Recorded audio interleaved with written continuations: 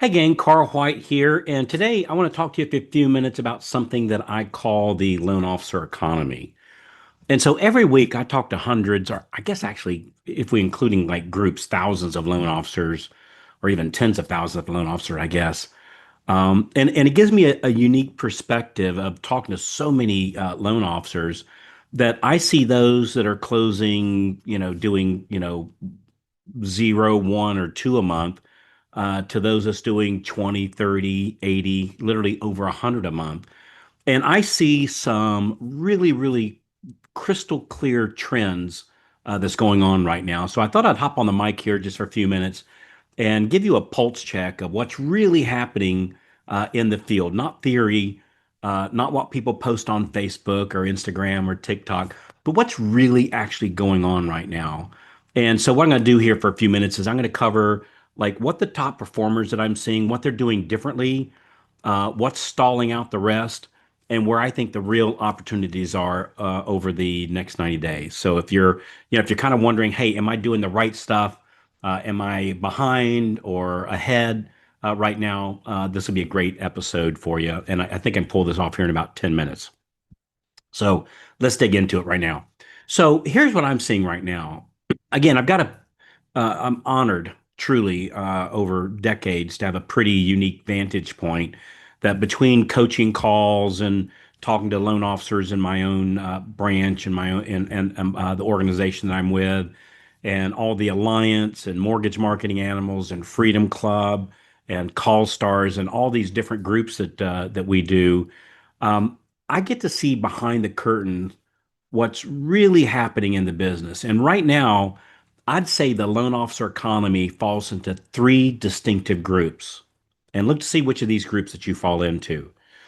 And so number one, the group one, I'm going to call the movers.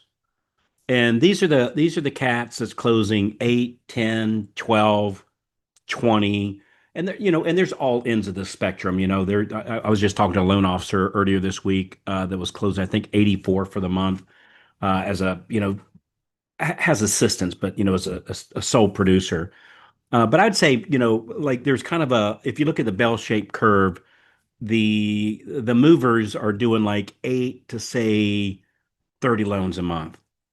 And what they seem to all have in common is three things. So the movers, they have a routine, number one, which is where they time block their prospecting and they don't let anything get in the way. And it happens at the same time every day, right? They're not winging it every day. Number two, they're focused on relationships. They're not buying leads.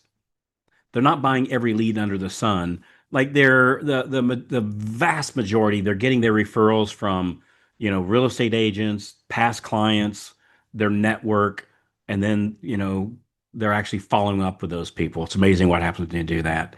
So number one, they got a routine. Number two, they're focused on relationships. And number three, they're in call stars or something like that. In other words, they're surrounded by accountability and they're not relying on motivation. They've built discipline. I think I've done an episode on that before.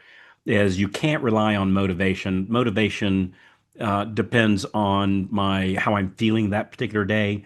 You can't do that, right? You can't do it based on how I feel today. You have to build your business on discipline, on a routine, not on motivation that wanes up and down, depending upon which way the wind's blowing that day. Or at least that's how it works for me. And on these movers, something else that we need to be clear. So again, they got a routine. They're focused on relationships, and they've got some sort of accountability, or they're surrounded by accountability. But here's something I've noticed. It's very interesting that these aren't all industry veterans. I've got folks newer in the business that are thriving because they're just doing the work and they're doing it consistently with a very simple plan. So that's group one. Group two of three. Group two is what I call the hopeful but inconsistent. And boy, have I found myself in this group before. The hopeful but inconsistent. And this is by far the biggest group, right? And in this group, they're smart. They care, right? They want to help people. They even know what to do, and sometimes they even do it. But here's what's killing their momentum. They stop and then they start. They stop and then they start. And then they start and then they stop. They take long breaks between their action items. They take long breaks in between their calls.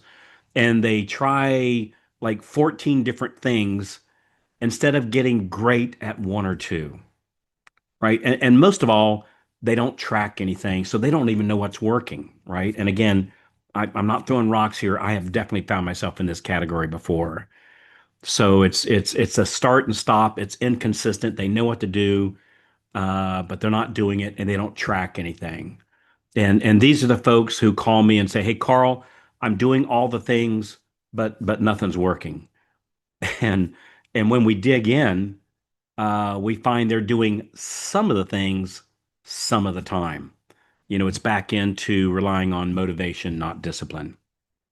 Hey there. Hey, if you're loving the tips so far, be sure to hit that subscribe button right down there and then tap the little bell so that you never miss out on more free, cool tips coming your way. Also, I would love to hear from you. Drop a comment beneath there. Let me know what you think or tell me what you'd like to hear next. So, group one is the movers, group two is the hopeful but inconsistent. Group three is what I call the stuck, right? And I tell you, my heart goes out to these people, like it really does. So this group, like it just breaks my heart. It really does. And the group three, the stuck, they've got great potential, right? But they're stuck, and they're stuck in the analysis paralysis. They're stuck in the fear of rejection. They're stuck in like thinking they need the perfect CRM or the perfect website, or if I just had the right ad campaign, then I can start having conversations with people. And we all know sales comes from conversations, right? It's just right. It's just that simple.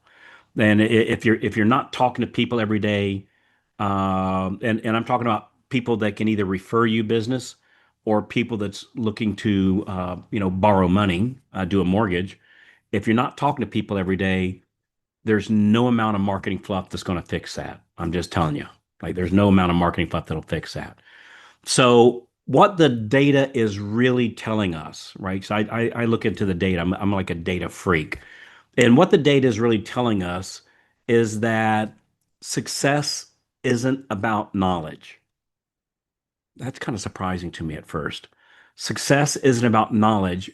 So you go, all right, Carl, if it's not about knowledge, what is it? It's about execution.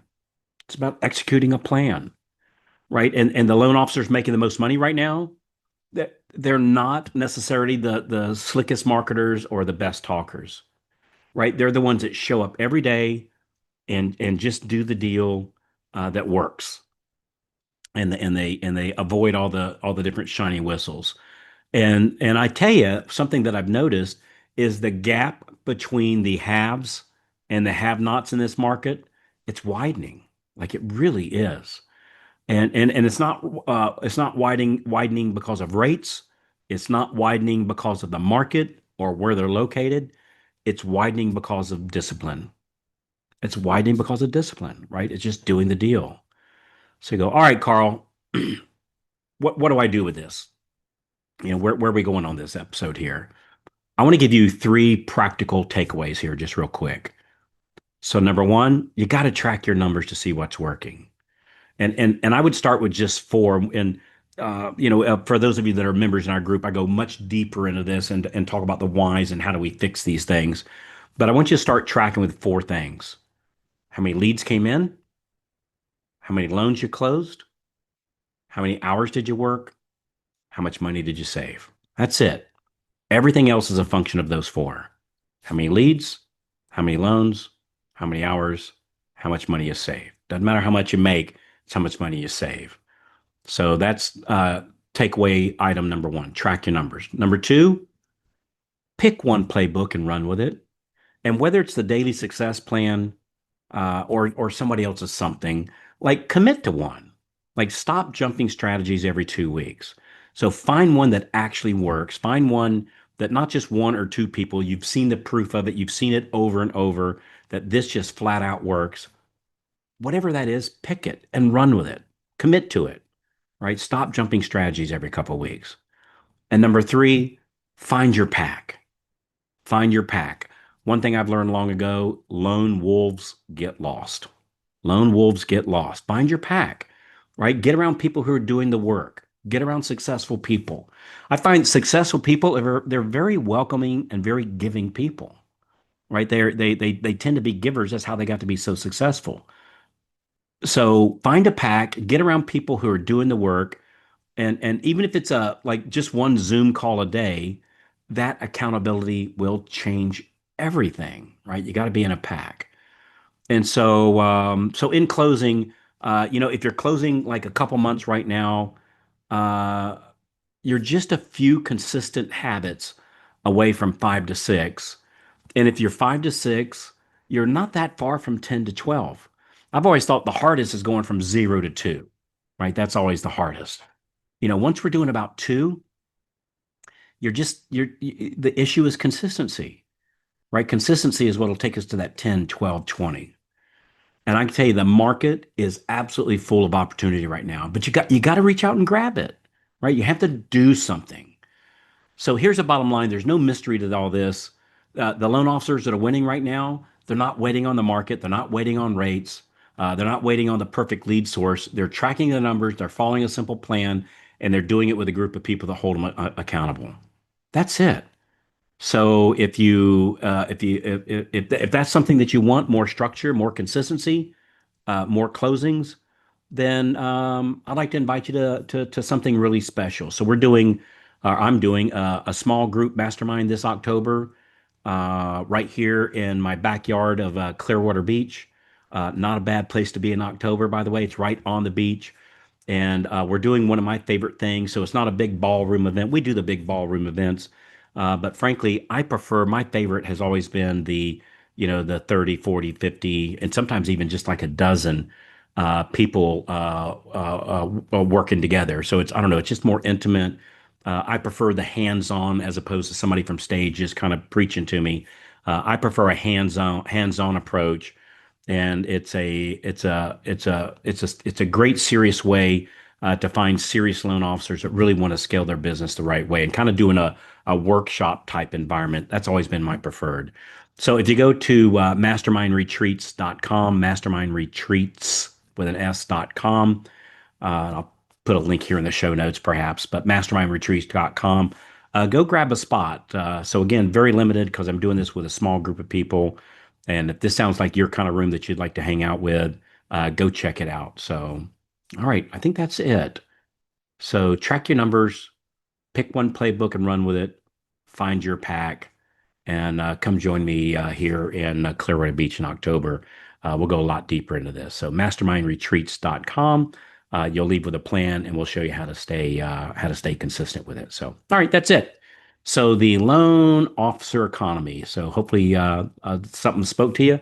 Hey, I really appreciate all the reviews. So thank you so much. We're the highest reviewed podcast in the industry, and it's not because of me. It's because of you find people forwarding to your friends and leaving the reviews. And I really sincerely appreciate you doing that.